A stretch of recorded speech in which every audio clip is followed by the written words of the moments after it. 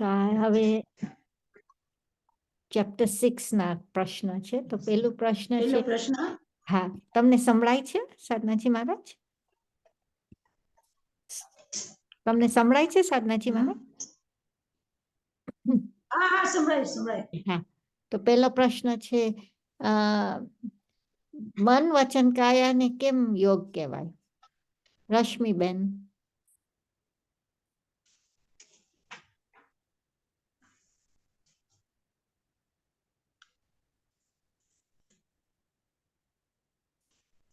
તમે મ્યુટેડ છો રશ્મિબેન. સોરી. મથેર વંદાની સાધનાજી મહારાજ. મન, વચન અને કાયા એ ત્રણે જે એની ક્રિયા છે ને એ યોગના કારણ છે. એટલે એ યોગ કહેવાય છે. એટલે જે આત્માના પ્રદેશોનું કંપન થાય છે, જે મન દ્વારા, વાણી દ્વારા અને કાયા દ્વારા, એટલે એ યોગ છે. આ જે ક્રિયા છે અને યોગ આશ્રવ પણ છે. આત્મ પ્રદેશોનું જે કંપન થાય છે એનાથી જે કર્મના પ્રદેશો હોય એ ખેંચાય છે અને આશ્રવનો બંધ થાય છે. એ પ્રમાણે મેં લખ્યું છે સાધનાજી મહારાજ. એને યોગ કહેવાય છે. ચાંદનીબેન. મથેર સાધનાજી મહારાજ, સોરી જરાક મોડું થઈ ગયું. વીર્ય અંતરાયના શયક્ષમથી શયથી જે પૂતગલ આલંબનથી આત્મ પ્રદેશ ઉપર જે પરિસ્પંદના થાય એને યોગ કહેવાય. એટલે અને પછી આ આલંબનના 3 ભેદો થાય છે, કાયા યોગ, વચન યોગ અને મન યોગ. એટલે કાયા એટલે ઔદારિક શરીરના પૂતગલ થી જે આલંબન યોગથી જે પ્રવર્તમાન થાય તે કાયા યોગ. પછી આપણા જ્ઞાનાવરણીય કર્મનો જે સક્ષમ થાય એનાથી જે વાચાની લબ્ધિ થાય, તેનાથી જે વાચાની વર્ગણાના આલંબનથી ભાષા યોગ એટલે વચન. અને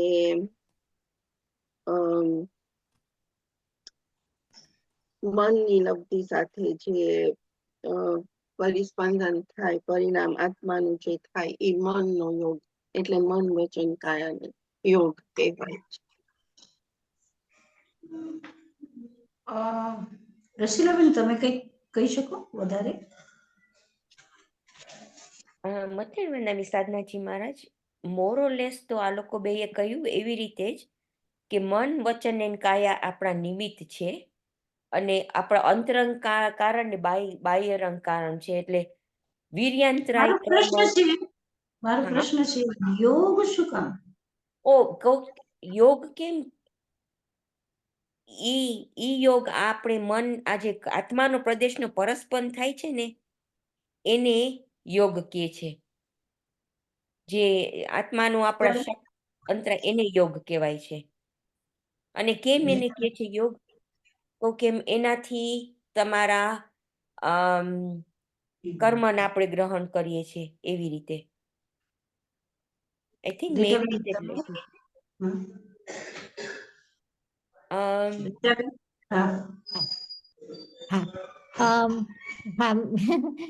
એમાં જ કીધું કે યોગ શું છે? યોગ છે જે કંપન થાય છે, એ યોગ છે. એ હવે 3 જાતના છે. મન રિલેટેડ, વાણી રિલેટેડ ને actions related, bodily actions related. તો એમાં શું થાય છે કે ત્રણેય મન, વચન, કાયાના જે બધા રિલેટેડ છે યોગ, એમાં ક્ષયક્ષમ અંતરાય કર્મનું થાય.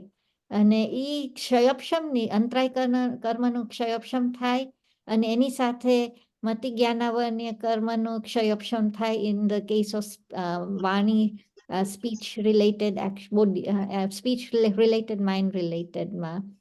તો એમાં પછી શક્તિ આવે આત્મામાં, કંપન થાય છે ને એ શક્તિથી પછી આવરણ આવે. તો ઈ કેમ કીર્તિબેન, તમે હા એનાથી અલગ કંઈક કહી શકો છો? મેં એમ લખ્યું છે કે આ છેલ્લો ચેપ્ટર જે 5 નો કીધું છે એને રિપીટ નહીં કરતા, જે કીધું છે હા એનાથી છેલ્લો ચેપ્ટર છે ને, ચેપ્ટર 5 માં એમાં બતાવે છે કે આ આગળનું યોગનો મતલબ, એટલે એમાં એમ લખ્યું છે આત્મા દ્રવ્યનો આદિમામ પરિણામ ઈ યોગ છે.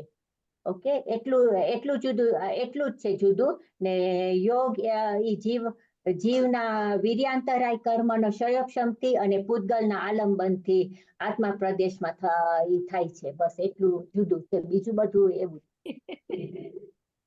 आत्मा और शरीर से जो कार्य होता है उसको योग चित्त वृत्ति अनुरोध चित्त की वृत्ति को रोकना जो योग है, चित्त की वृत्ति को रोकना योग है। આ યોગ જે છે આત્માનો એક ગુણ છે. દ્રવ્યાત્મા, યોગાત્મા, ઉપયોગાત્મા, એવી રીતે આત્મા 8 પ્રકારની જે બતાવી છે એમાં યોગાત્મા પણ છે. ઉપયોગાત્મા જેવી રીતે ઉપયોગાત્મા છે એટલે જ્ઞાન આત્માનો જે ગુણ છે, એવી રીતે યોગ પણ આત્માનો ગુણ છે. અને જેવી રીતે આત્માના એક સ્વભાવ દશા છે અને એક વિભાવ દશા છે, બે છે. એક સ્વભાવ છે અને એક વિભાવ છે. એટલે ક્રોધાત્મા પણ છે, કષાયાત્મા પણ છે. આત્મા જે 8 પ્રકારની છે એની અંદરમાં કષાયાત્મા પણ છે.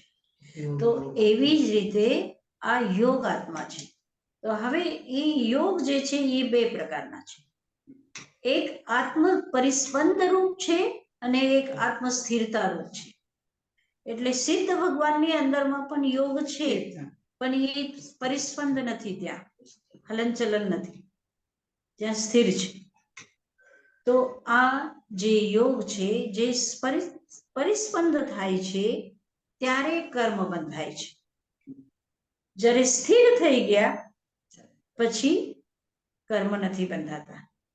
તો આ યોગ જે છે એ આત્માનો એક ગુણ છે. જ્યારે આ પરિસ્પંદ બંધ થઈ ગયો, યોગ સ્થિર થઈ ગયો, પછી કર્મ બંધન નથી થતા. તો આ કર્મ બંધનનું કારણ, આશ્રવનું કારણ, એટલે એમ તો મિથ્યાત્વ વિરતિ પ્રમાદ કષાય યોગ બંધ હેતવ છે, પણ આ 6થા અધ્યાયમાં ફક્ત આશ્રવમાં શું લીધું છે? કાય વામન કર્મ યોગ. આ ફક્ત યોગને લીધું છે.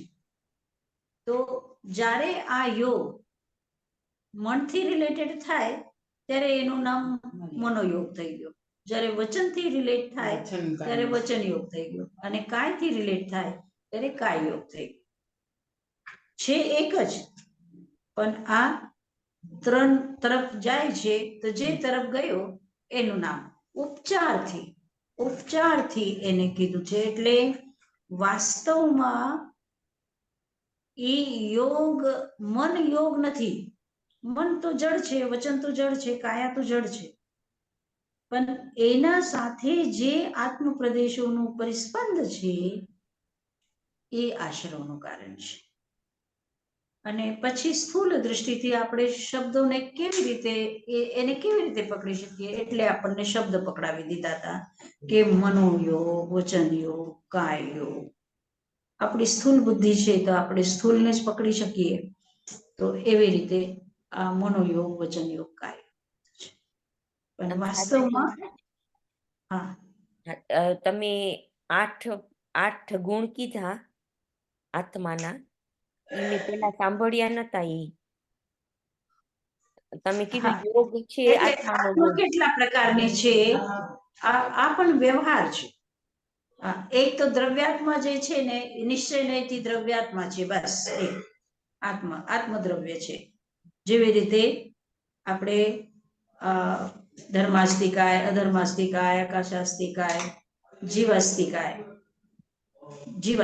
જે છે, અને પૂતગલાવસ્થિકા. તો એમાં જે દ્રવ્ય રૂપે છે એ આત્મા છે એ એક જ.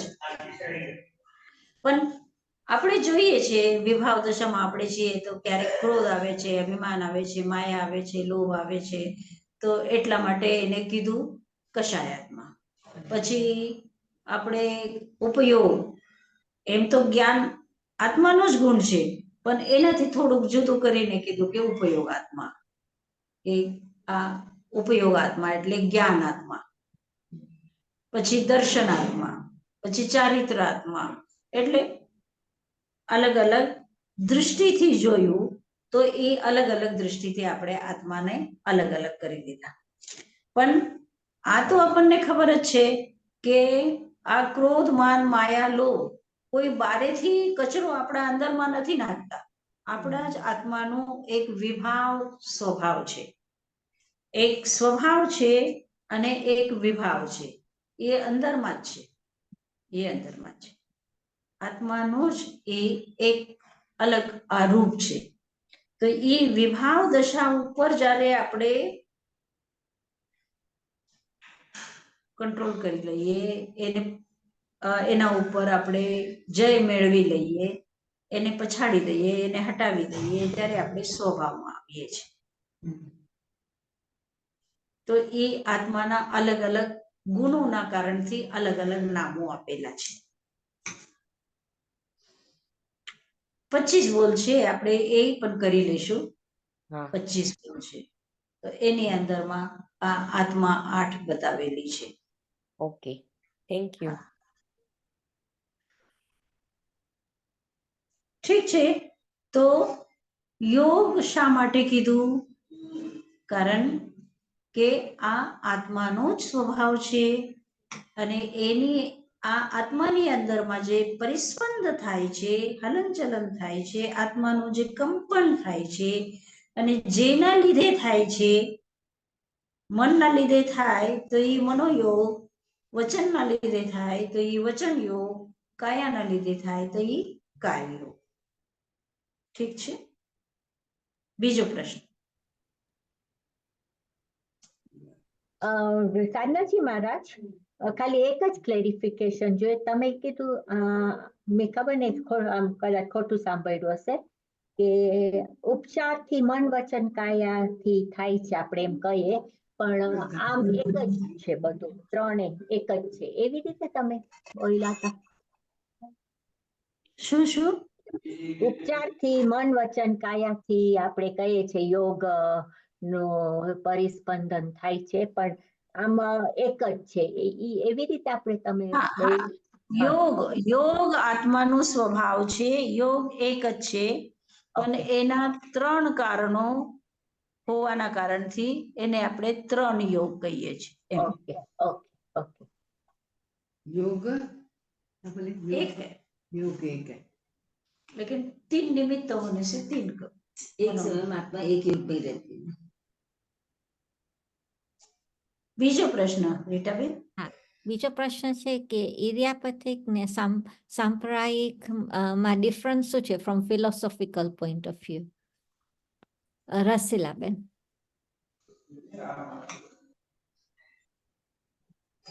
મધ્યમ વંદાની સાધનાજી મહારાજ, તો સાંપ્રદાયિક તો સંસારિક જીવો કશાયના એસોસિએટેડ આત્મામાં યોગ થાય એ સાંપ્રદાયિક કર્મનો આશ્રવ કહેવાય.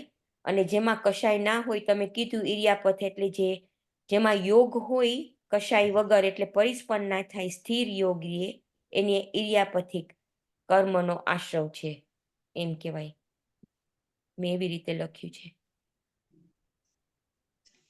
સ્થિર તો 14મે ગુણસ્થાને થાય, 13મે ગુણસ્થાનમાં તો છે યોગ.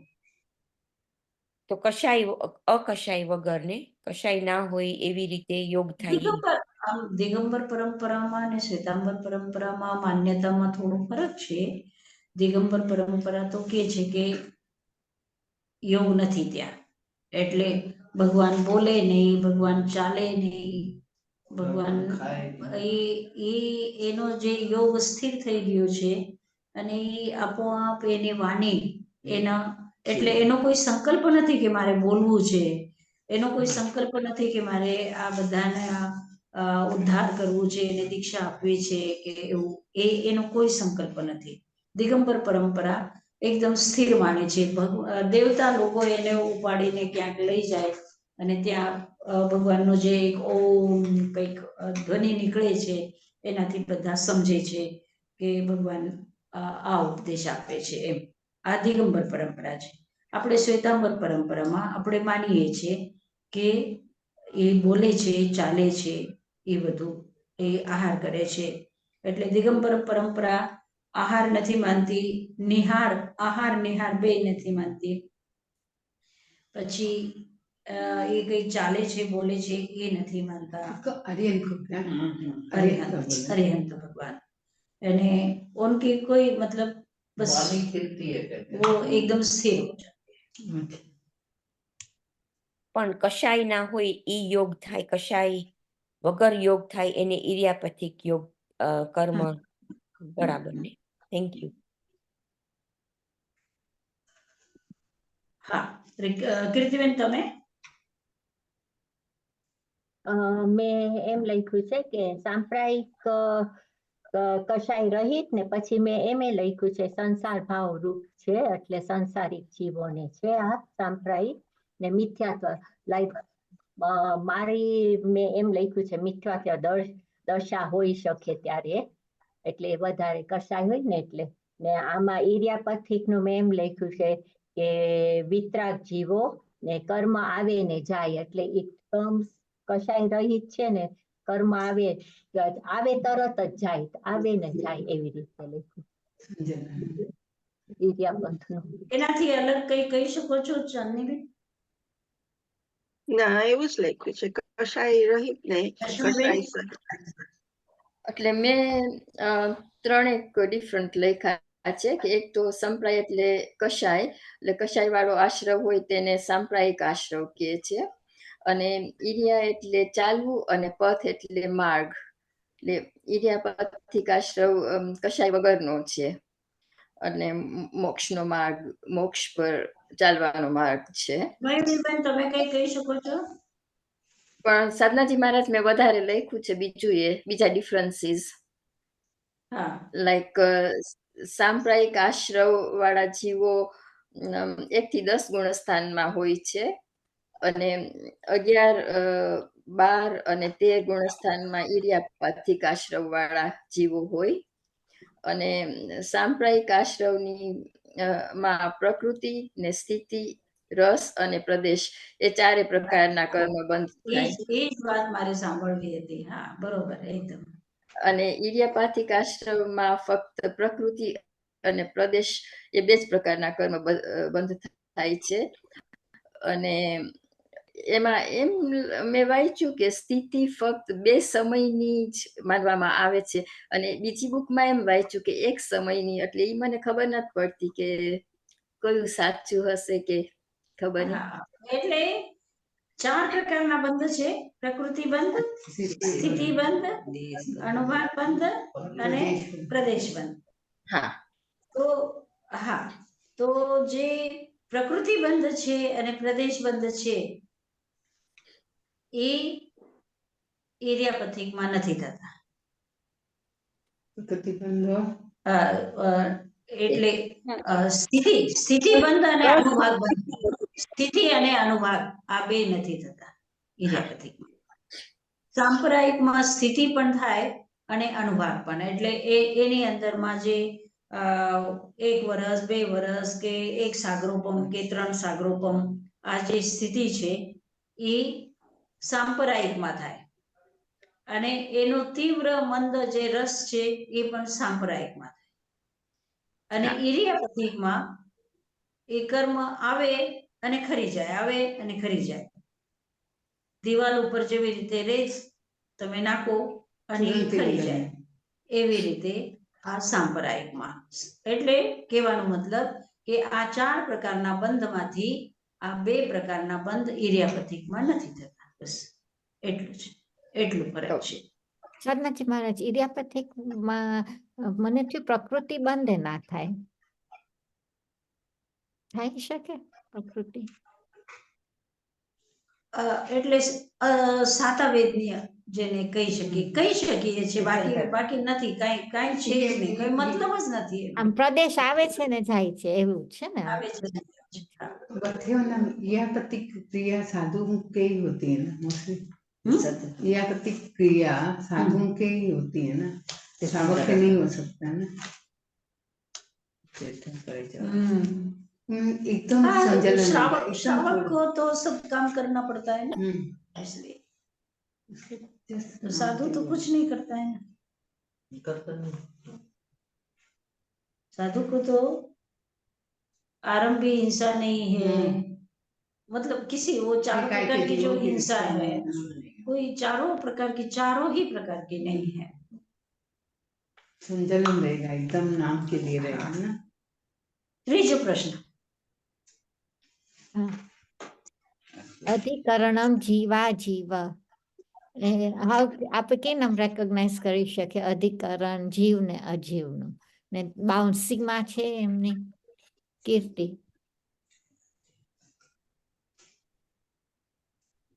મંદામી હા, ઈ અધિકરણ એટલે સાધન. સાધન જીવ ને અજીવના બે ભેદ છે. તો મેં એવી રીતે લખ્યું છે કે કેવી રીતે રેકોગ્નાઇઝ કરી શકીએ આપણે પુણ્ય જે થાય કે અશુભ, શુભ કે અશુભ, બંનેમાં જીવ ને અજીવનો અધિકરણ હોય જ છે. ને તીવ્ર અને મન ભાવ જીવ અધિકરણ સમાવેશ થઈ જ જાય છે. પણ કેવી રીતે રેકોગ્નાઇઝ કરી શકે ઈ વર્ડ મને આમ ખબર નથી પડતી. પણ આમે એટલે મેં લખ્યું છે કે જીવ આશ્રવ કરતા અને જીવ અજીવ તેમાં સહાયક કરે છે. હિંસા થાય તો પણ હિંસા એકલો આત્માથી નથી કરતો, પણ પૂતગલનો સહયોગ હોય જ છે. ઈ બધું લખ્યું જ, પણ કેવી રીતે રેકોગ્નાઇઝ કરવું ઈ મને નથી સમજ. ચાંદીબેન તમે કહી શકશો?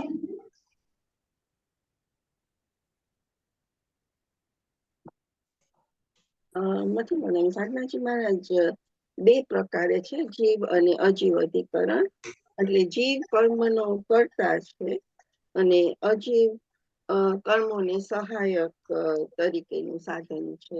એટલે જીવ દ્રવ્ય અને અજીવ દ્રવ્ય અધિકરણ છે. ને જીવમાં રહેલો જે કશાયનું પરિણામ છે કે અજીવમાં રહેલી જે તીક્ષ્ણતા છે એ ભાવ અધિકરણ. તો એવી રીતે ડિફરન્સ મને લાગ્યું. રસીલાબેન? સાધનાજી મહારાજ મથેણ વંદામી, તો આ લોકોએ કીધું કે જીવ ને અજીવ બે ભેગા કરે અને જીવ મુખ્ય છે. તો જીવના જે ભાવ છે, આપણે ભાવ કર્યા હતા, એ ભાવ આપણે રેકોગ્નાઇઝ કરી શકીએ, આપણે અવેરનેસ હોય ને તો એવી રીતે ખબર પડે કે જીવના ભાવને લીધે પૂતગલ આપણે અજીવને આપણે અધિકરણ ભેગું લઈએ છીએ. એટલે એટલા માટે તો ભાવ આપણે રેકોગ્નાઇઝ કરી શકીએ તો આપણને ખબર પડે કે આપણે કર્મ બાંધીએ છીએ. એવી રીતના મેં લખ્યું છે સાધનાજી મહારાજ. રીટાબેન? એમ કે લખ્યું હતું કે જીવ ને અજીવ સાથે હોય, અને જીવ પ્રાઇમરી કોઝ છે આશ્રવનો ને અજીવ સેકન્ડરી કોઝ છે આશ્રવનો. જીવના લીધે આપણે બધા એક્શન્સ થાય છે. સો ફોર એક્ઝામ્પલ કશાય હોય, આપણે આત્માની લીધે આપણે કશાય વધારે ગ્રહણ કરીએ છીએ, આપણે એને રિએક્ટ કરે છે ને વધારે ગ્રહણ કરીએ છીએ. તો પણ અજીવ કશાય આમ અજીવ છે બીકોઝ પૂતગલ છે કશાયનું, પણ આપણે અને કશાય અજીવ છે, પણ આપણે આત્માનો ભાવ તરીકે લઈને આપણે રિએક્ટ કરીએ છીએ. તો આમાં મને એવું સમજ આવ્યું કે આપણને રેકોગ્નાઇઝ કરવાનું કે કોના લીધે આપણે કોણ ઇન્સ્ટ્રુમેન્ટ રીલી છે, આત્મા છે કે અજીવ છે. અને નોર્મલી આત્મા આમ કીધું કે આત્માનો જે ભાવ છે એના લીધે આપણે પછી એવું અજીવના અધિકરણ ગ્રહણ કરીને આપણે આપણું કામ કરીએ. ખરાબ કામ કરવું હોય તો ખરાબ કરીએ, કે સારું કરવું હોય તો સારું કરીએ. પણ આમ છે આપણું પ્રાઇમરી કોઝ ઓફ આશ્રવ ઇઝ જીવ. હા, એ બરોબર છે. એટલે અધિકરણમ જીવા જીવા આ પ્રશ્ન એટલા માટે મૂક્યો કે ભાઈ અજીવ તો અજીવ છે, એ કેવી રીતે કર્મબંધ કરી શકે? જીવ જ કર્મબંધ કરી શકે? આશ્રવ ક્યાં હોય? જીવમાં જ આશ્રવ છે. અને જીવની અંદર કશાય ભાવ છે, જીવની અંદરમાં વ્રત અવ્રત, યોગ ઉપયોગ આ બધું જીવની અંદરમાં છે. તો પછી અજીવ અધિકરણ શું કામ? અજીવ અધિકરણ શું કામ? अजीब के कारण जीव હા, કેવો હે અધિકરણ? પછી આગળનો પણ એક પ્રશ્ન એનાથી રિલેટેડ જ છે, નિર્વર્તના. તો આ અજીવ અધિકરણ અને અજીવ અધિકરણ છે, તો કયા અજીવ અધિકરણ છે? અજીવ તો આખી દુનિયામાં પરમાણુઓ ભરેલા છે. તો એ બધા પરમાણુઓ શું કર્મબંધનના કારણ છે આપણા માટે? नहीं અને જીવ પણ, જીવ એટલે કયો જીવ? પોતે કે બીજા બધા? खुद के लिए પોતે. હા, जो भी क्या करता है એને उसके पराशक्ति અધિકરણમ જીવા જીવા કીધું છે, તો એની સીમા રેખા કઈ? બાઉન્ડ્રી કઈ છે? બાઉન્ડ્રી તો આપવી જોઈએ ને, બાઉન્ડ્રી તો આપી જ નથી. જીવ અને અજીવ આ બે અધિકરણ છે એમ કહી દીધું. તો હવે એ બાઉન્ડ્રી તો આપણને ગોતવી પડશે ને, કે બાઉન્ડ્રી શું છે? શું કહો છો મયુરીબેન તમે? હું એમ વિચાર કરતી હતી કે જે આ અધિકરણની વાત કરે છે એ ફક્ત વિભાવ દશામાં જે આત્મા છે એને જ લગતું છે. સ્વભાવમાં જે આત્મા છે એ તો એને તો અધિકરણ કઈ છે જ નહીં ને, જરૂર નથી. સો ધ બાઉન્ડ્રી જે વાત થાય છે એ આત્માની શુદ્ધતા કેટલી છે એના ઉપર ડિપેન્ડ થશે. જેટલું વધારે વિભાવી આત્મા એટલી એની boundary will extend far off to attract અજીવ. અને જેટલું સ્વભાવમાં આત્મા હશે એટલે એની લિમિટ ત્યાં જ આવી જશે કે ઈ બીજા અજીવ અધિકરણ ઈ ઓછા ગ્રહણ કરશે. એટલે એવી રીતના હું વિચાર કરતી હતી કે સ્વભાવ અને વિભાવી આત્મામાં એવી રીતના અધિકરણની વાત થાય છે. એટલે જીવા કે જીવ તો મુખ્ય છે જ, કે જીવ કશા વિભાવ દશામાં જીવ છે એ જ એટ્રેક્ટ કરે છે અજીવના અજીવને, અને એનાથી જ કર્મ બંધ થાય છે. કારણ કે એકલો જીવ શુદ્ધ જીવ તો કર્મ બાંધવાનો જ નથી. સો એના લીધે મને that's what I am thinking કે એટલે આ જે જીવા એટલે કહ્યું છે એમને. અને ઈ આત્માના જે દશા છે, વિભાવ અને સ્વભાવની દશા છે, એના ઉપર બાઉન્ડ્રી એના ઉપર ડિપેન્ડ થશે.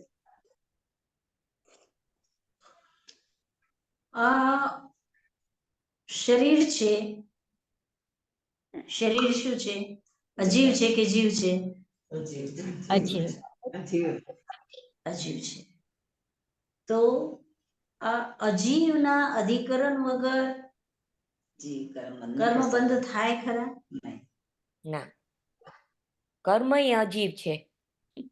કર્મ પણ અજીવ છે. અને નિશ્ચય દૃષ્ટિથી જોશો તો એ કર્મ જ કર્મને બાંધે છે. જેવી રીતે ગાયના ગળામાં જે રસ્સો છે તો રસ્સીમાં જ ગાંઠ છે, ગાયની અંદરમાં ગાંઠ નથી. રસ્સીમાં જ રસ્સીની ગાંઠ છે અને એમાં ગાય બંધાઈ ગઈ છે. તો એવી જ રીતે કર્મના કારણથી જ કર્મ બંધાયેલા છે. જીવ તો સ્વતંત્ર છે. હા, એ વાત જુદી. પણ હું એમ કહું છું કે અધિકરણ તો છે જ અજીવ. એના વગર તો કર્મબંધ કેવી રીતે થાય? આ શરીર છે એટલે મન પણ શું છે? પૂતગલ. વાણી પણ શું છે? પૂતગલ. કાયા પણ શું છે? પૂતગલ. અને એ ત્રણેય અધિકરણ તો છે જ. ત્રણેય અધિકરણ છે. આત્માના ભાવ જે છે એ બરાબર છે. તો અને જીવની જે બાઉન્ડ્રી કહું છું એ બાઉન્ડ્રી તો પોતાની જ છે, પ્રત્યેક જીવની પોતાની. એટલે એક જ જીવ તો થઈ ગઈ બાઉન્ડ્રી. બીજી અધિકરણની બાઉન્ડ્રી શું છે કે જીવના જે પોતાના જે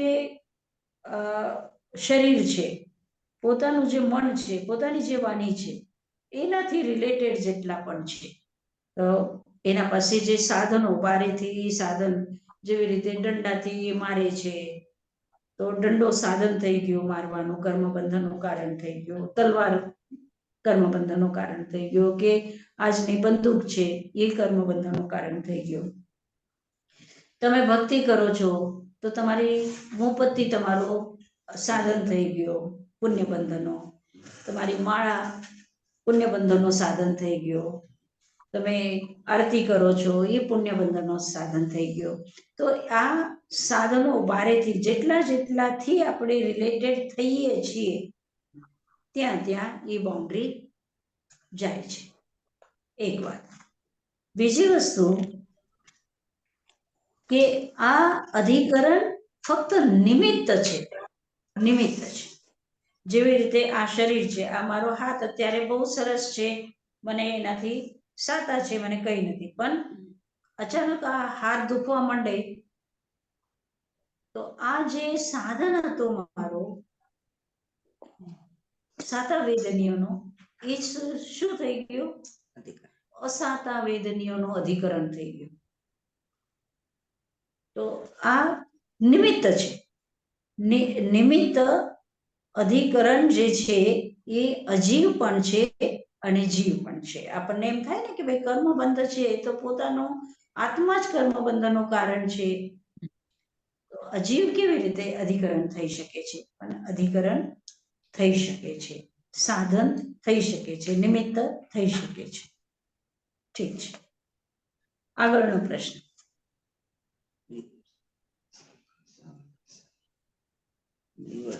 મહારાજ, હા, નિર્વર્તન આશ્રવ છે, નિર્વર્તન આશ્રવ છે, તો એને સંવરમાં કેવી રીતે ચેન્જ થવાય? જ્ઞાનની બેન, સિલી પ્રશ્ન છે, પણ હા તો એટલે નિર્વર્તના બે ભેદ છે, મૂળ ગુણ અને ઉત્તર ગુણ. એટલે મૂળ ગુણ નિર્વર્તના એટલે શરીર, ભાષા, શ્વાસોશ્વાસ અને શરીર ને આપણું જીવ, આત્મા એકમેક રૂપે જ છે.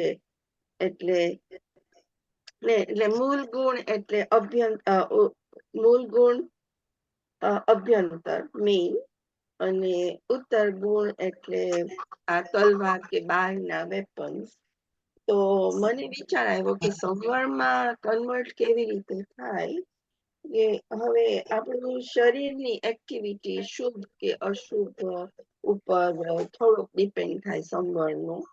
એટલે આપણે મનને કંટ્રોલ કરીએ, પ્રોબેબલી એક્ઝામ્પલ ધ્યાનથી કંટ્રોલ કરીએ, કે શરીર માટે કાયોત્સવ કરીએ, કે એવું કઈ કરીએ તો એ જરાક શુભ થાય, લાઈક સામાયિક એવું કઈ કરીએ તો. અને બાહ્ય અધિકરણમાં જે આપણે પ્રોબેબલી શસ્ત્ર વાપરીએ, કે ફોર એક્ઝામ્પલ નાઇફ ને એ બધું વાપરીએ, તો એનો યુસેજ ઓછો થાય. તો પણ આઈ ડોન્ટ નો, ઉત્તર ગુણ નિર્વર્તના ઉપર આપણે કંટ્રોલ કરી શકીએ, પણ મૂળ ગુણ નિર્વર્તના જે છે શરીર બનાવે છે. આત્મા જ્યારે જન્મ ગ્રહણ કરે છે ત્યારે આ ઔદારિક શરીર બન્યું, તો એનો કેવી રીતે આપણે સંવર કરીએ? ભાષા આપણે બોલીએ છીએ, તો ભાષા વર્ગના પૂતગલ આપણે ગ્રહણ કરીએ છીએ અને ભાષા બનાવીએ છીએ, તો આ આશ્રવ છે, નિર્વર્તના આશ્રવ છે. તો હવે આ નિર્વર્તના આશ્રવ જે હું બોલું છું, તો એ આશ્રવ જ છે એક જાતનો. તો એને આપણે સંવર કેવી રીતે કરીએ? મૌન રાખે. પછી હા, અને પછી શ્વાસોશ્વાસ લઈએ છીએ, જે શ્વાસોશ્વાસ લઈએ છીએ તો એ પણ આશ્રવ છે, નિર્વર્તન આશ્રવ છે. તો શ્વાસોશ્વાસ લેવાના, ભાષા બનાવવાની, મનના પૂતગલો ગ્રહણ કરવાના, મનનું ચિંતન કરવાનું, તો ભલે ને આપણે પછી ભગવાનનું ચિંતન કરીએ, એ પણ આશ્રવ છે. એ આશ્રવને આપણે સંવર કેવી રીતે કરીએ? ના થાય, ખાલી ઓછું જ થાય, પણ સંવર તો સાવ ના થાય, મને લાગે. મયુરીબેન જવાબ આપશે.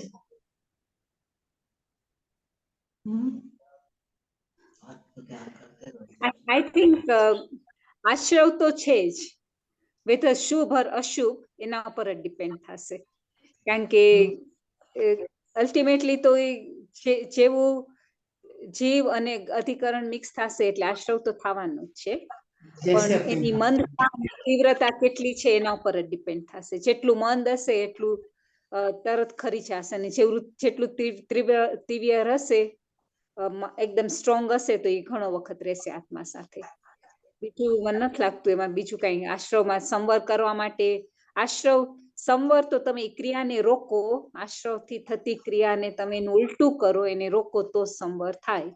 હવે રોકી તો અમુક એ તમે કહ્યું કે ભાષા કે તો શ્વાસોશ્વાસ તો રોકાય જ નથી, પણ જાયણા રખાય કે મુપતિ આડી રાખો તો એમાં તમે ને બોલો તો તમે થોડુંક જ બોલો, મૌન રાખો કે જરૂર હોય ત્યાં જ બોલો, તો એવી રીતના સંવર.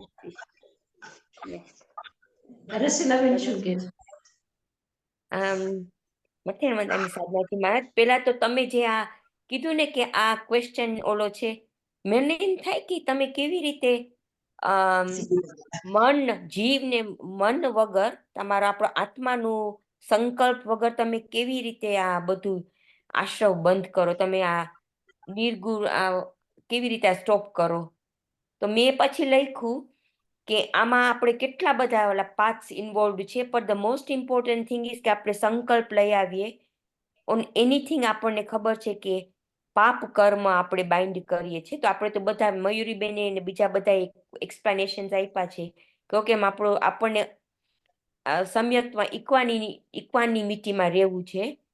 તો આપણે સંકલ્પ લઈ આવીએ, કરતા કારિત કરતા કે અનુમોદ કરતામાં પેલા આપણે વિચાર કરીએ કે શું કરીએ છીએ, અને પાપ જે છે એમાં આપણે ધ્યાન રાખીએ અને એમાં આપણે સંકલ્પ લઈ આવીએ કે મારે આ નથી કરવું, અને એની અવેરનેસ રાખીએ ને તો જ આપણું થોડુંક પાપનું આશ્રવ બંધ થાય. પાપના આશ્રવ બંધ થાય તેમાં પુણ્ય બંધાય કે નથી, મને એમાં થતું હશે કે ન એ થાય, પણ એ હોપફુલી આપણને ઇવેન્ચ્યુઅલી એવા સ્ટેટમાં રીચ કરીએ કે પુણ્યનો એ આશ્રવ, પુણ્યથી તો ફળ મળી જાય ને, પુણ્યનો આશ્રવના તમારું એ ફળ થઈ જાય. પણ આપણે એવું જ રાખવું હોય કાયમ. એટલે સંકલ્પ આપણને ખબર હોવી જોઈએ કે શું થાય છે થી મારા મન વચન ને મન ને વચન. આપણે ગુપ્તી ને સમિતિનો વિચાર કર્યો તો ગુપ્તી કેવી રીતના આપણે મન ને વચન ને કંટ્રોલમાં રાખીએ, ને કાયાને જેવી રીતે બની શકે તો કેવી રીતે કંટ્રોલમાં રાખીએ, એવો એનો સંકલ્પ ને અવેરનેસ રાખવાની મેં એવી રીતે વિચાર કર્યો. રીટાબેન? સતનાજી મહારાજ, થોડું ડિફિકલ્ટ લાગ્યું, પણ મેં શું કીધું કે જે મૂળ ગુણ નિર્વર્તના છે એમાં બસ આપણે સંવર લઈ આવો હોય તો મે બી ભાષા ઉપર. Mind very difficult, mind is the cause of everything. તો માઇન્ડમાં કેવી રીતે આપણે સ્ટોપ કરીએ, આપણે કંટ્રોલ, આપણું માઇન્ડ કંટ્રોલ કેટલું છે એનાથી સંવર ડેફિનેટલી થઈ શકે. પણ the other thing મેં લખ્યું સાધનાજી મહારાજ કે જે ઉત્તર ગુણ નિર્વર્તના છે તો એમાં આપણે કરી શકીએ સંવર, એમાં આપણે બરાબર છે, ઉત્તર ગુણમાં કરી શકીએ, પણ મૂળ ગુણમાં કેવી રીતે આપણે? આ શરીર બને છે તો બને છે, આ શરીર બની રહ્યું છે. આપણે રોજે રોજ આપણું આ શરીર બનતું જ હોય છે, આપણે આહાર ગ્રહણ કરીએ છીએ. તો આ કે છે, આજ તો વૈજ્ઞાનિકો પણ કે છે કે દર 5મા વર્ષે તમારો શરીર બદલાઈ ગયો આખો, એટલે જે પહેલાના પરમાણુ હતા બધા એકો એક પરમાણુ જડી ગયા અને બીજા બધા પરમાણુઓ તમારા શરીર ઉપર આવી ગયા છે. તો દરેક 5 વર્ષમાં તમારું શરીર બદલાય છે, એટલે આ મૂળ ગુણ નિર્વર્તના થઈ જ રહી છે, શરીર બની જ રહ્યું છે. આપણે ભાષા બનાવી જ રહ્યા છીએ. જ્યારે આપણે બોલીએ છીએ ભાષા વર્ગના પૂતગલો આપણને ઓટોમેટિકલી આપણને ખબર નથી પડતા કે આપણે ક્યારે આ ભાષા વર્ગના પૂતગલ લઈએ છીએ અને ક્યારે એને બનાવીએ છીએ, બોલવું છે કે ક બોલવું છે કે ન બોલવું છે. તો એ જે બોલવું છે એ ભાષાના પરમાણુઓ ઓટોમેટિકલી આપણે અંદરમાં આવે છે અને એ ભાષા બની અને સંભળાય છે બીજા સાંભળવા વાળાને. તો આ ભાષા વર્ગના પૂતગલો બનાવીએ છીએ. શ્વાસોશ્વાસ વર્ગના પૂતગલો આપણે લઈએ છીએ અને શ્વાસોશ્વાસ બનાવી રહ્યા છીએ. તો આ બધું જે થઈ રહ્યું છે, આ આશ્રવ છે, મૂળ નિર્વર્તના જે છે, તો એનો સંવર આપણે કેવી રીતે કરી શકીએ, એના ઉપર આપણે કેવી રીતે કંટ્રોલ કરી શકીએ. બસ એક જ વાત છે કે આપણું વિવેક કેટલું જાગૃત રહે છે. બસ આ જે વિવેક જાગૃત હોય તો એ બધું જ. એટલે આ તો બહુ સૂક્ષ્મ છે શરીર બને. પણ જ્યારે આપણે એમ વિચારીએ કે ભાઈ આ મારો હાથ તો કાળો છે, એને થોડું ક્રીમ લગાડી દઈએ, એને જરા સારું કરીએ, અને એવી જે આસક્તિ છે કે એ આસક્તિને પણ આપણે વિવેકથી જોઈએ કે હા કેટલું ધોવાનું તો છે, પણ આપણે કંઈ ગંદુ તો રાખવાના નથી. પણ એમાં પણ આપણો વિવેક કેટલો જાગૃત છે, આપણે શું કરી રહ્યા છે, કેવી રીતે કરી રહ્યા છે, કેટલું કરી રહ્યા છે, એવું જે વિવેક જાગૃત હોય તો મને એમ લાગે છે કે એ એટલા અંશમાં સંવર થઈ શકે છે.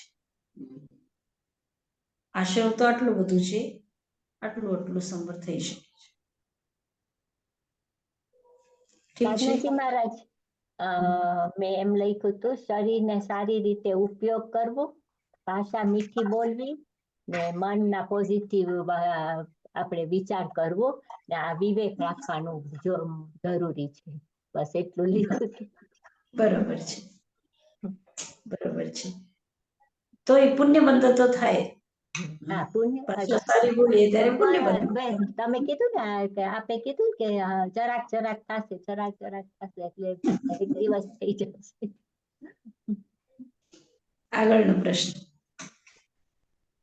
આપણે જ્યારે સ્વાધ્યાય, ભક્તિ, ધ્યાન, સાધના કરીએ છીએ, શું ત્યાં અશુભ ને શુભ કર્મનું બંધન છે અને શું કારણ છે?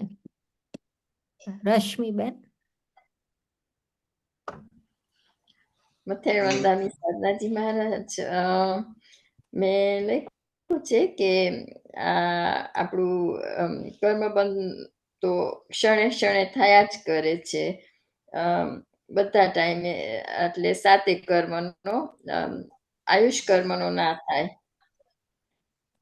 અને એ ડિપેન્ડ થાય એ તીવ્રતા, મંદતા, વીર્ય, અધિકરણ, જ્ઞાત ભાવ, અજ્ઞાત ભાવ, એ બધા ઉપર ડિપેન્ડ થાય છે. અને આ આપણા શાસ્ત્ર નિયમ પ્રમાણે બંધ થતો જ હોય છે, એમ શુભ અને અશુભ કર્મ બંધ થાય છે.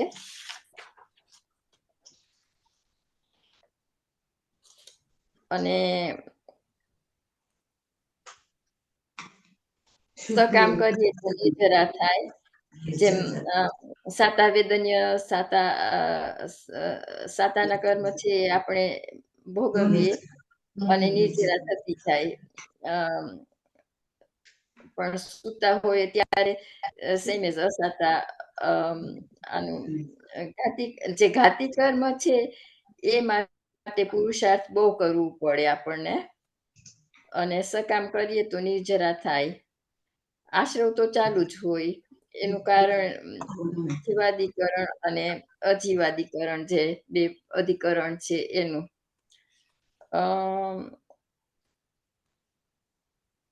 બસ મેં એટલું જ લખ્યું છે સાધનાજી મહારાજ. હા, મથેર વંદામી સાધનાજી મહારાજ, મેં એમ વિચાર કર્યો કે આપણે ભક્તિ, સ્વાધ્યાય, આપણું ધ્યાન તેમાં હોય, આપણે કીધું વિવેક એમાં હોય ને ધર્મ ધ્યાન રાખ્યો હોય ત્યારે બીજા વિચારો ના આવે ત્યારે શુભ કર્મનો બંધ થાય છે. અને જો એમાં ખોટા વિચારો આવી જાય કે વ્યવહારિક વિચારો આવી જાય, આ મારે કરવાનું છે, વચમાં આપણે ધ્યાન કરતા હોય કે સાધના કરતા હોય, એવા વિચારો આવી જાય તો અશુભ કર્મનો, તો કેમ આપણું ફોકસ નથી રહેતું જે આપણે ધર્મ ધ્યાનમાં હોય છે, કે કોક વખત બીજા વિચારો આવીને અર્થ ધ્યાન કે કાંઈ આવી જાય તો અશુભ કર્મનો બંધ થાય છે. એટલે આપણું ફોકસ કેવી રીતે છે, આપણે જે ધર્મ ધ્યાનનું વસ્તુ કરતા હોય તો કેવો રીતે એમાં ફોકસ ને છે એ પ્રમાણે આપણે બંધ કરીએ છીએ. એવી રીતે લખ્યું છે સાધ્વી. મયુરીબેન, એક પ્રશ્ન રીટાબેનનો હતો કે પુણ્ય અને આધ્યાત્મની સીમા રેખા શું છે? તો આ પ્રશ્નથી રિલેટેડ છે એટલે પૂછું છું, કારણ કે આપણે ભક્તિ કરીએ, આપણે ધ્યાન કરીએ, આપણે સ્વાધ્યાય કરીએ, આપણે સત્કર્મ કરીએ, તો આ પરમ ઉત્કૃષ્ટ ભાવથી આપણે કદાચિત આપણે ભક્તિમાં આપણું મન લાગી ગયું છે અને અત્યંત ભાવપૂર્ણ આપણે ભક્તિ કરી રહ્યા છીએ, ત્યારે આધ્યાત્મ ક્યાં છે અને પુણ્યબંધ ક્યાં છે? ત્યારે એ સીમા રેખા ક્યાં છે? નિર્જરા ક્યાં છે અને આશ્રવ, પુણ્યનો આશ્રવ ક્યાં છે? સો આઈ થિંક બધી જે ક્રિયા આપણે જે કરીએ, દર્શન, પૂજા, સ્વાધ્યાય, ગમે તે જે ક્રિયા હશે, એ ક્રિયા જો આત્મલક્ષી હશે,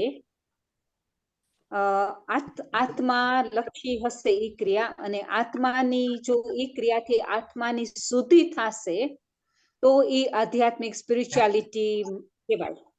પણ જો એનાથી ફક્ત એ ક્રિયા તમને એ ક્રિયામાં તમારા મન જો શુદ્ધ હશે તો પાપ પુણ્ય તો ઓબ્વિયસલી થવાનું જ છે, પુણ્ય તો થશે જ, કે તમે ગમે તે દર્શન, પૂજા, ગમે તે ક્રિયા કરો એટલા પુણ્ય આશ્રવ તો છે જ. પણ એની જે ક્રિયાની શુદ્ધતા છે, આત્માલક્ષી કેટલી છે એ ક્રિયા. આપણે કદાચ દર્શન, પૂજા કરતા હોય અને આપણે એમ થાય કે આ કેટલું મેં સારું કર્યું આજે, અથવા મને આમાં પુણ્ય થવું જ જોઈએ, એવું જો લક્ષ્ય એન્ડમાં હોય તો એ પુણ્ય જ આશ્રય થશે, પણ એ સ્પિરિચ્યુઆલિટીમાં નહીં ગણાય. કારણ કે સ્પિરિચ્યુઆલિટી, આધ્યાત્મિક એટલે તમારું જે આત્માનું જે પ્રોગ્રેસ છે, એ ધેટ ડિપેન્ડ્સ ઓન ધ આધ્યાત્મ. સો આત્માની જેટલી શુદ્ધતા થશે આ ક્રિયાથી, આત્માની જેટલી પ્યોરિટી થશે આ ક્રિયાથી, આત્માલક્ષી ક્રિયા થશે, એટલું આધ્યાત્મનું લેવલ હાયર. અને નહીતર જો ક્રિયા કરવા ખાતર અથવા ક્રિયામાં ક્રિયા જો રહી જાય તો એમાં પુણ્ય બંધ થશે, પુણ્ય આશ્રવ થશે જ, પણ એમાં આધ્યાત્મ બહુ જ ઓછું રહેશે. કારણ કે આપણે સામાયિક પણ કરીએ કે મારે નિયમ છે કે મારે 10 સામાયિક કરવાની, કે દિવસની 2 સામાયિક કરવાની છે, પણ એ સામાયિકમાં તમારી આત્માની શુદ્ધતા કેટલી છે એના ઉપર તમારું અધ્યાત્મ ડિપેન્ડ થશે. મને વિચાર કરું છું, એવી રીતના વિચાર થાય છે. અને સાધનાજી મારા જે તમે જે કીધું છે એ 100% એકદમ એક્ઝેક્ટ છે. બસ મારું એમ કહેવાનું છે કે પ્રત્યેક ક્રિયા માત્ર આશ્રવ છે, ભલે પાપાશ્રવ હોય કે પુણ્યાશ્રવ, ક્રિયા માત્ર આશ્રવ છે. અને એ ક્રિયા કરતા થકા પણ કોઈ વખત રાગ દ્વેષાત્મક ભાવોની ઉપશાંતિ જે હોય તો એ સમયમાં ક્યારેક નિર્જરા થઈ જાય છે. ત્યારે અધ્યાત્મ ભાવ એટલે રાગ દ્વેષ આની અનુપસ્થિતિ એ જ એકમાત્ર કારણ છે અધ્યાત્મનું. બાકી તો રાત દિવસ આ આશ્રવ ચાલુ જ છે, પુણ્યાશ્રવ હોય કે પાપાશ્રવ હોય, આ નિરંતર ચાલુ છે. આપણે સારું કામ કરીએ છીએ ત્યારે પણ આશ્રવ છે, ખરાબ કામ કરીએ ત્યારે તો આશ્રવ છે જ છે, પાપાશ્રવ છે. તો પુણ્ય અને પાપ નો જે પ્રવાહ છે એ હંમેશા નિરંતર ચાલુ જ છે.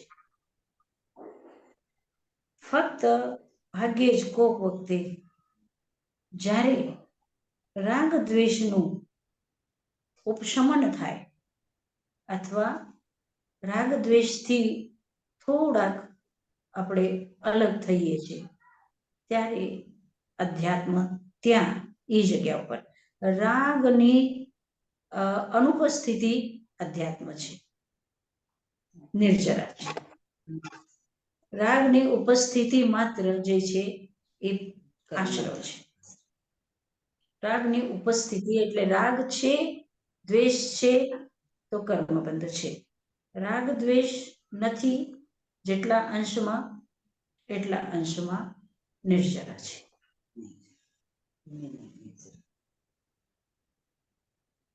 હવે પ્રશ્નો તો આપણા થઈ ગયા. હવે એક પ્રશ્ન અલગથી તમને નથી લખાયો, તો આજે આશ્રવના ભેદ કીધા ને, 108 આશ્રવના ભેદ કીધા ને, આરંભ, સમરંભ, સમારંભ, આરંભ, યોગ, કૃતકારિતા, અનુમત, કષાય, વિશેષે, સ્ત્રી સ્ત્રી સ્ત્રી ચતુશ્ચૈકશ. તો આ બધા મળીને કેટલા થાય છે? 108 થાય ને. આરંભ એટલે સમરંભ, સમારંભ, આરંભ, આ 3 થયા. પછી કરવું, કરાવવું, અનુમોદવું, આ 3 થઈ ગયા. પછી મન, વચન, કાયા, આ 3 થઈ ગયા. અને આના 36 થઈ જાય. અને પછી 4 કષાયથી ગુના કરવાથી 108 થઈ ગયા. હવે આ જે 108 ભેદ છે, તો એનાથી જે આગળમાં ભેદ બતાવ્યા છે, તત્ પ્રદોષ, નિર્નવ, માત્સર્યાંતરાયા, સાધનોપઘાતા, જ્ઞાન, દર્શનાવરણય, બધા કર્મોના અલગ અલગ જે બતાવ્યા છે, જ્ઞાનાવરણીય કર્મના આટલા, દર્શનાવરણીય કર્મના આટલા, વેદનીયના, મોહનીયના, એવી રીતે બતાવ્યા છે. શું એ અલગ છે કે આ 108 ની અંદરમાં સમાહિત થઈ જાય છે? એવો મારો પ્રશ્ન છે. આ મેં લખાયું નથી, તો ચાંદનીબેન તમે કહેશો? મને લાગે છે આની અંદર જ આવી જતું હશે. 108 ની અંદર જ આવી જતું હશે. સમાવેશ વધારે. મને એવું લાગે છે કે આની અંદર જ આવી જશે. હા, કીર્તિબેન, પ્રશ્ન સમજાઈ ગયો ને તમને? હા, મથે વંદામી, હા, સમજાઈ ગયો. તો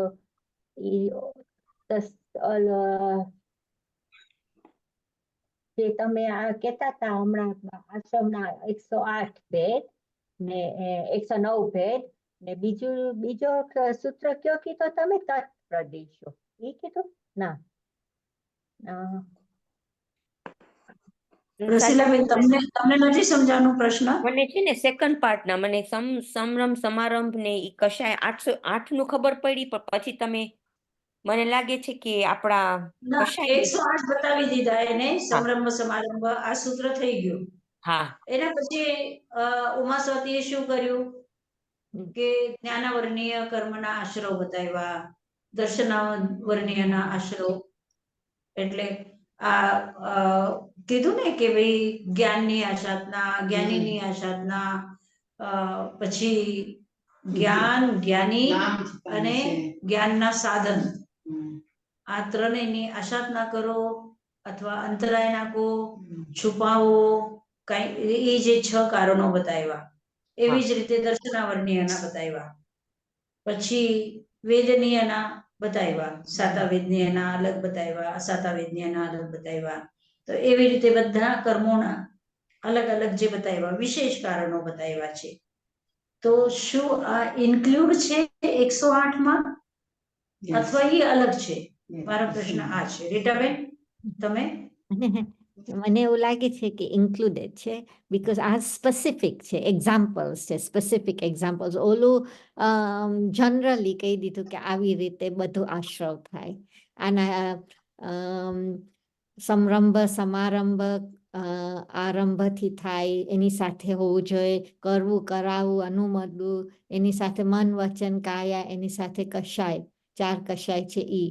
તો એ બધું મિક્સ થઈને આ બધા સ્પેસિફિક એક્ઝામ્પલ્સ છે. હું પણ એ જ કહેવાની હતી. હું પણ એ જ કહેવાની હતી કે કશાય કરવું, કરાવવું ને અનુમોદવું અને વિચાર કરીએ ને પછી પ્લાન કરીએ ને પછી કરીએ, એના વિશેષ, જેમ રીટાબેને કીધું ને, એના વિશેષ એક્ઝામ્પલ્સ. બરોબર છે કે એની અંદરમાં જ એ ઇન્ક્લુડ છે, પણ એને થોડુંક અલગથી એટલા માટે બતાવ્યું કે વિશેષ રૂપથી, કે કારણ કે ત્યાં પણ જો તમે આશાપના કરો છો ત્યાં મન છે, વચન છે, કાયા છે, ત્યાં કશાય છે, બધું છે ત્યાં. તો એ આ ઇન્ક્લુડ જ છે, એ અલગ નથી. આ 108 ભેદ જે છે એની અંદરમાં જ આ બધા ભેદો ઇન્ક્લુડ થઈ જાય છે. બરાબર છે. સાધના હવે હા હા બોલો. તમે કરો. ના ના બોલો બોલો તમે. ના, આ ડિફરન્ટ પ્રશ્ન હતો, જુદો પ્રશ્ન. પૂછો ને, પૂછો પૂછો પૂછો. તમે કહ્યું ત્યારે કે જ્યારે રાગ ને દ્વેષનો ઉપશમ થાય ત્યારે આપણને નિર્જરાનો નિર્જરા થઈ શકશે, તમે જ્યારે એમ કહ્યું. તો મને મેં તમને ઓલો એક પ્રશ્ન પહેલા પૂછ્યો હતો કે ઉપશમ શું છે અને ઉપશમ ક્યારે ઉપશમ છે. તો એ તમે જ્યારે હમણાં કીધું જ્યારે રાગ ને દ્વેષનું ઉપશમ થશે ત્યારે આપણામાં જે પ્યોરિટી આવશે, આપણામાં ઈ સમ્યક્ત્વ ને ચારિત્રને લઈ આવી શકે ને. હા, તો ઉપશમ, હા, એક રીટાબેનનો એવો પણ પ્રશ્ન હતો, બધાને કહી દઉં છું કે ઉપશમ જે છે, તો ઉપશમ ક્યારે ઉપશમ છે? અત્યારે તમે સ્વાધ્યાય કરો છો બધા, તમને ક્રોધ નથી, અભિમાન કે માયા કે લોભ કે એવું તમે કઈ નથી કરતા, તો શું આ તમારો ઉપશમ ભાવ છે? કે રીટાબેન પૂછે છે કે જ્યારે તમને ગુસ્સો આવે, હવે તમે સ્વાધ્યાય કરવા બેઠા છો અને અચાનક કોઈ આવીને તમને ડિસ્ટર્બ કરે, તો તમને ગુસ્સો આવે છે. એ ગુસ્સાને તમે જ્યારે કંટ્રોલ કરો છો ત્યારે એ ઉપશમ છે, અથવા અત્યારે તમે ગુસ્સો નથી કરતા તો એ ઉપશમ છે? શું છે ઉપશમ? आया वह है उसका कंट्रोल करना। શું કહો છો મયુરીબેન, તમે શું કહો છો?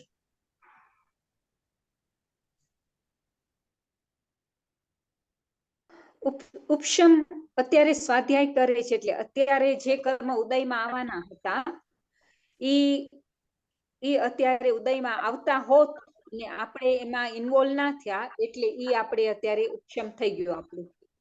પણ જ્યારે ઈ કર્મ ઉદયમાં આવ્યો, કંઈક કરે છે ને ક્રોધ, એટલે દર્શન ચારિત્ર મૌન્ય કર્મમાં ક્રોધ જે ઉદયમાં આવ્યો, અને ઈ ક્રોધ પોતે મહેનત કરીને જો એને ઉપશમ કરે છે, એને દબાવી દે છે, તો ઈ ઉપશમ થયું. એટલે ઈ સકામ થયું અને ઓલું અકામ થઈ ગયું.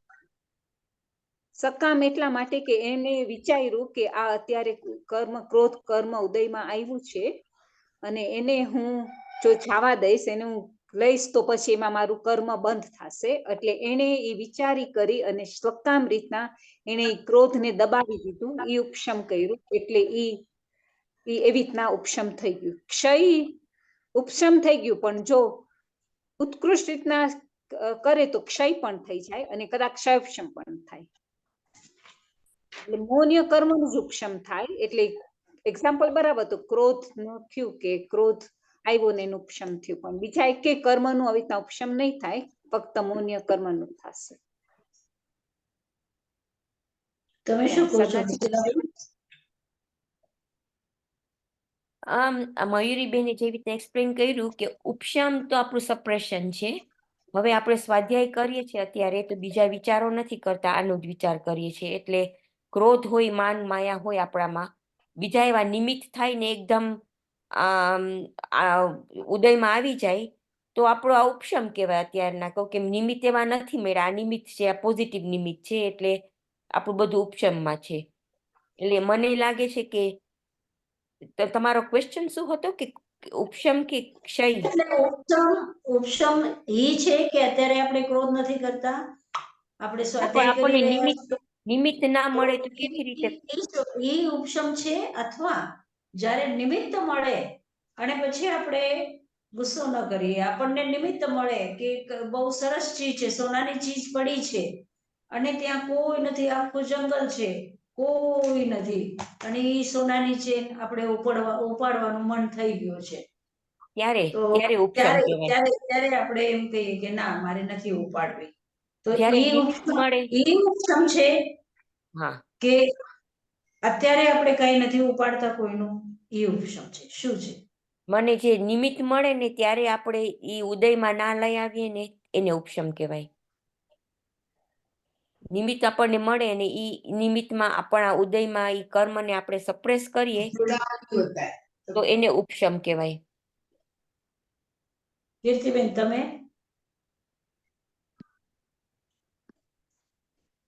હા, મથેન વંદાવી. હા, નિમિત્ત મળે ને આપણે એનું રિએક્શન ના કરીએ ને ત્યારે આઈ થિંક ઉપશમ કહેવાય. અત્યારે તો સ્વાધ્યાય ની તો કરીએ છીએ એટલે આપણે ઈ જ લાઈક સામાયિક કરું ત્યારે એમાં જ હોઉં, પણ જ્યારે બીજું કઈક જ્યારે સામે કઈક નિમિત્ત આવે ત્યારે જ આપણને રિયલી ખબર પડે કે આપણે ઉપશમ કરી શકીએ, આપણે ઉપશમ કરીએ છીએ કે નથી કરતા. ચાંદીબેન? હા, મને એવું જ લાગે છે સાધનાજી મહારાજ. આઈ થિંક આપણા ભાવ ઉપર બહુ ડિપેન્ડ થાય at the particular point in time, અને વોટ નિમિત્ત is there, how we react. I think it's quite important કે તમારો ભાવ કેવો છે એટ ધેટ મોમેન્ટ. પછી ઉપક્રમ થાય તો જો આપણે એમ કહેશું કે ભાઈ નથી કરતા, ગુસ્સો નથી કરતા અને એ ઉપશમ છે, તો હવે એક કીડો છે. ઘણી વખતે હું જોઉં છું અને ઘરનો હજી મને પ્રશ્નનો જવાબ નથી મળ્યો કે દેડકા હોય ને, દેડકા ફ્રોગ, તો એ આમ બેઠા હોય, કોર્નરમાં બેઠો હોય. સવારે આપણે જોઈએ જે પોઝિશનમાં બેઠો છે એ પોઝિશનમાં બેઠો છે, બપોરે જોઈએ તો એ જ પોઝિશન છે, સાંજે જોઈએ એ પોઝિશન છે. નથી એને ખાતા જોયું, નથી એને હાલતા જોયું, અને એ બેઠો છે. અને આપણને 1 કલાક બેસવું હોય ધ્યાનમાં, તો 1 કલાક થાય એટલે આપણને થોડીક ઉતાવળ થાય કે આપણે જલ્દીથી ઉઠી જઈએ. પણ આ એનું એ ધ્યાન છે કે શું છે, અને એ કઈ ગુસ્સો નથી કરતો, કાંઈ નથી કરતો, એ લોભ નથી કરતો, એ માયા છલ કપટ નથી કરતો, તો શું એ ઉપશમ ભાવમાં છે? उनको उपशम उपशम का पता ही नहीं है। આ ઝાડ છે, કેટલો તડકો, धूप है, એકદમ 1 મિનિટ આપણે જો ઊભા રહીએ તડકામાં તો આપણને એમ થાય કે ક્યારે આપણે છાયામાં જઈએ, અને એ તડકામાં ઊભો છે ઝાડ, તો શું એનો એ ઉપશમ ભાવ છે? આ જેટલા પશુ પક્ષીઓ આપણે જોઈએ છે, ગાયને બાંધેલી છે, ઘણી વખતે આપણને એમ થાય કે આપણને એક રૂમમાં જો બારેથી કોઈ કુંડી લગાડી દે, બારેથી સ્ટોપર લગાડી દે અને આપણે અંદરમાં હોઈએ, ભલે ને આપણને ક્યાંય જવું નથી છતાં પણ સ્ટોપર લગાડેલું છે, તો આપણે કેટલા ઊંચા નીચા થઈ જશું કે કેમ હવે શું કરવું, કોઈ છે કે નહીં, આપણે એને બોલાવીએ, ઓલાને બોલાવીએ, અવાજ કરીએ કે ખોલ ખોલ ખોલ ખોલ ખોલ. અને ગાયને બાંધેલી છે, 24 કલાક ઈ બાંધેલી છે, બેઠી છે, શાંતિથી બેઠી છે, શું એ ઉપશમ ભાવમાં છે?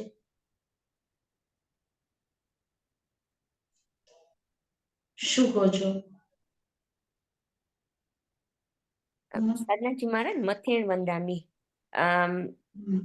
એના ઉપશમ તો એનું ક્ષય, એનામાં એટલું બધું ઓલું અંદરથી થતું જ ના હોય કે મને આ કરવું છે, એટલે ઈ ના કરે, તો ઈ એનામાં એટલો બધા ભાવ એવા શાંત ભાવ હશે, તો એને ઉપશમ ના કહેવાય. ઉપશમ તો જ્યારે તમારામાં એકદમ ઓલા ક્રોધ એકદમ ઓલું હોય કે અનઇઝીનેસ કે એવી રીતે, ને તમને ઓલું બીક લાગે.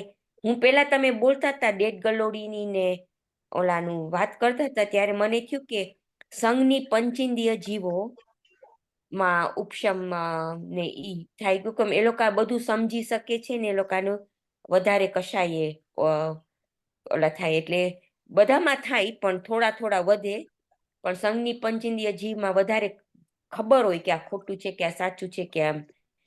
પણ તમે ગાયનો પછી એક્ઝામ્પલ આપ્યું તો ઈ સંઘની પંચેન્દ્રિય જીવ કહેવાય. તો પછી હું વિચાર કરતી હતી કે એના એવા ભાવ હશે કે એ યુઝ ટુ થઈ ગયા છે એવી રીતે કે આવી રીતે રહેવાનું.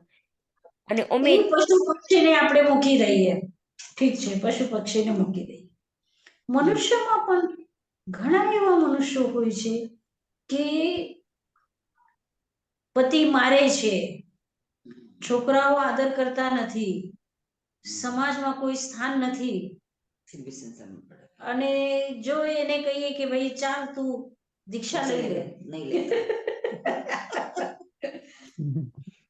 તો એને ઈ જ ગમે છે, એને ઈ જ ગમે છે, ત્યાં જ રહેવું છે, દુઃખ છે, રડે છે, આખડે છે, કૂટે છે, પણ ત્યાં જ એને રહેવું છે, ત્યાં જ એને ગમે છે.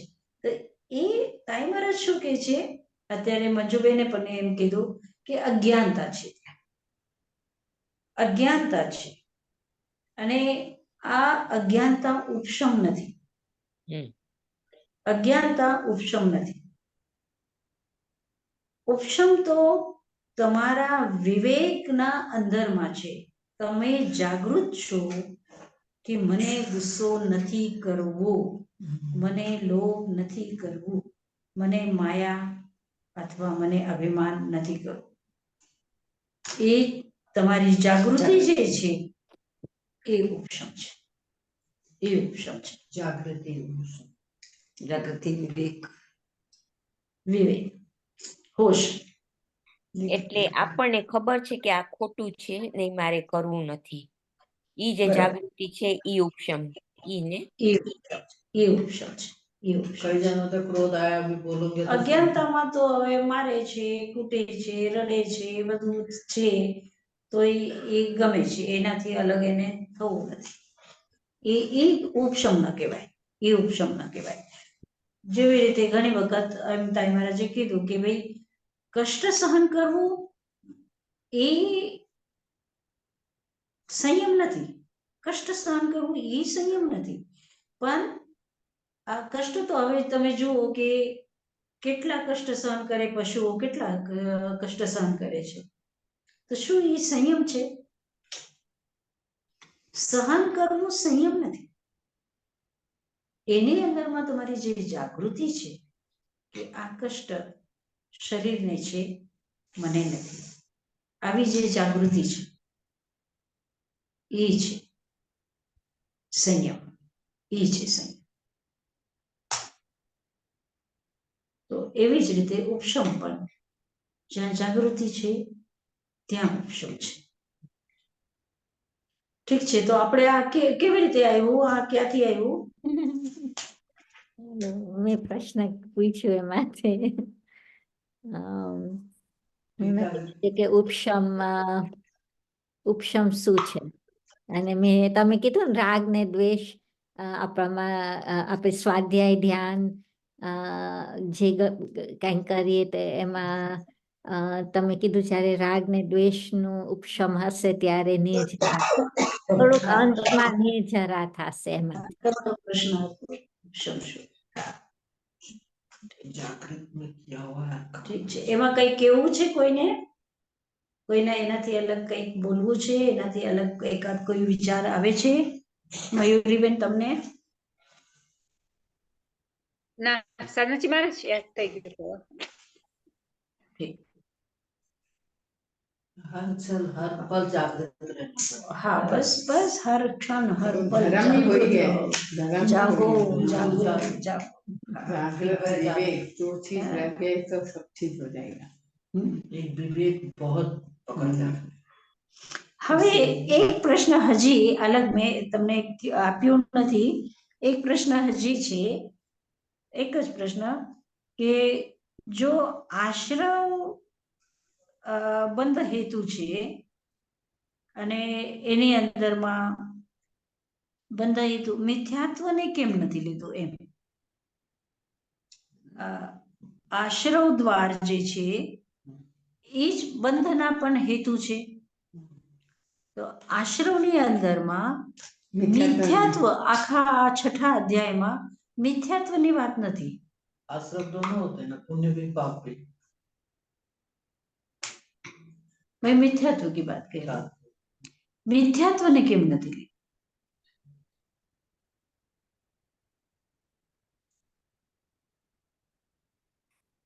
રીટાબેન? એટલે આમ આપણે કહીએ તો આશ્રવના દ્વાર છે મિથ્યાત્વ, અવિરત આ અવિરત 108 ભેદ કર્યા ને, હા 108 ભેદમાં ક્યાંય મિથ્યાત્વ છે? ના લખ્યું નથી મિથ્યા. પણ કશાઈઝ આવે તો મિથ્યાત્વ, કશાઈઝમાં ના આવે આપણા મિથ્યાત્વ. કશાય તો અલગ છે. બંધ હેતુ જે આઠમું અધ્યાય જે છે હા. એમાં શું છે? મિથ્યાત્વ, અવિરતિ, પ્રમાદ, કશાય, યોગા, બંધ હેતવ. હા, બંધના હેતુ શું બતાવ્યા? મિથ્યાત્વ. મિથ્યાત્વ, અવિરતિ, પ્રમાદ, કશાય અને યોગ. 5 બતાવ્યા ને.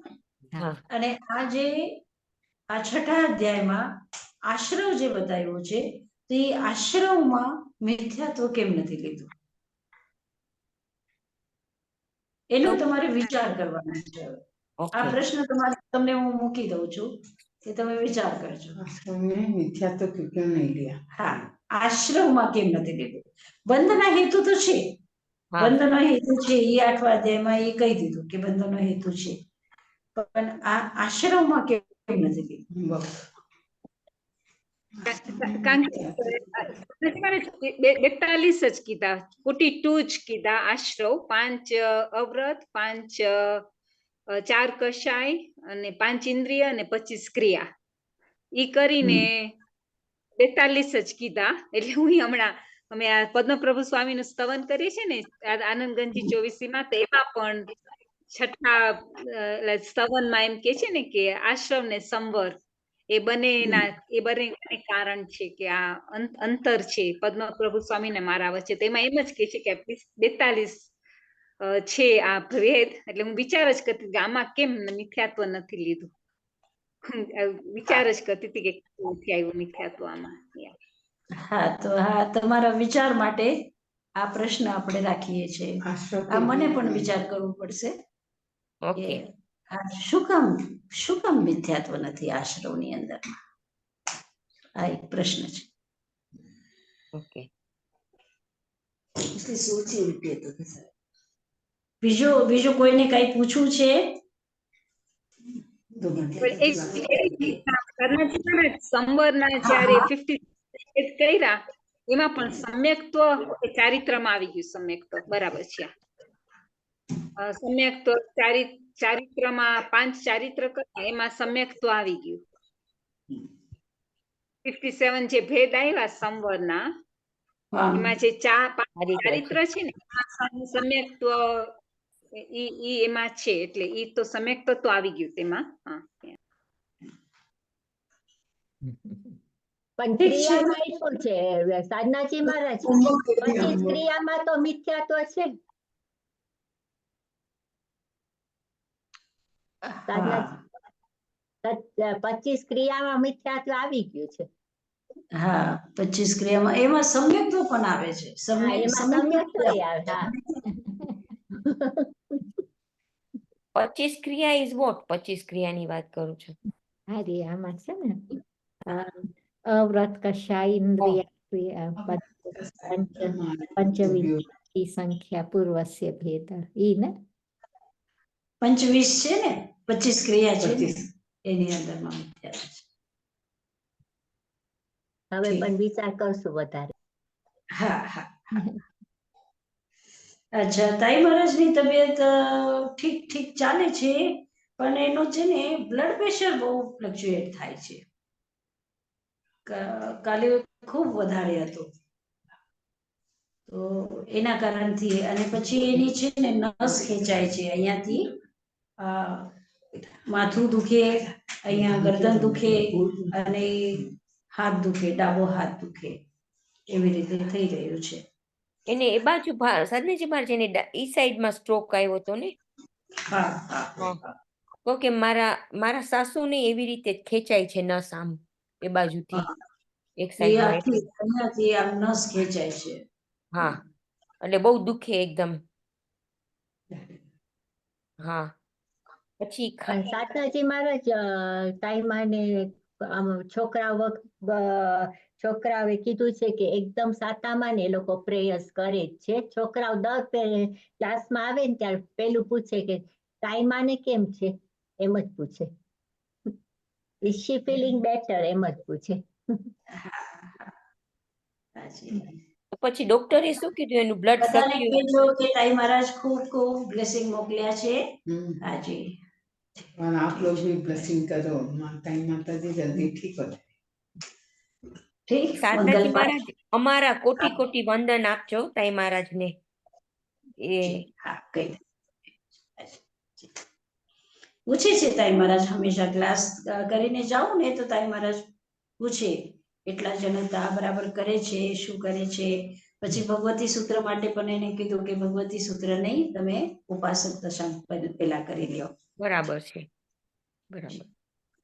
નમો અરહંતાનમ નમો સિદ્ધાનમ નમો આયુર્યાનમ નમો વજ્જાયાનમ નમો લોય સર્વ સાહુનમ એસો પંચ નમોકારો સર્વ પાવપણાસનો મંગલાનંદ સભ્યે સિંપળવમ હવૈ મંગલમ ગુરુદેવ की अज्ञा चत्तारि मंगलम अरहंता मंगलम सिद्धा मंगलम साहु मंगलम केवली पन्नतो धम्मो मंगलम चत्तारि लोकोत्तमा अरहंता लोकोत्तमा सिद्धा लोकोत्तमा साहु लोकोत्तमा केवली पन्नतो धम्मो लोकोत्तमो चत्तारि शरणं पवज्जामि अरन्ते शरणं पवज्जामि सिद्धे शरणं पवज्जामि साहु शरणं पवज्जामि केवली पन्नतं धम्मं शरणं पवज्जामि.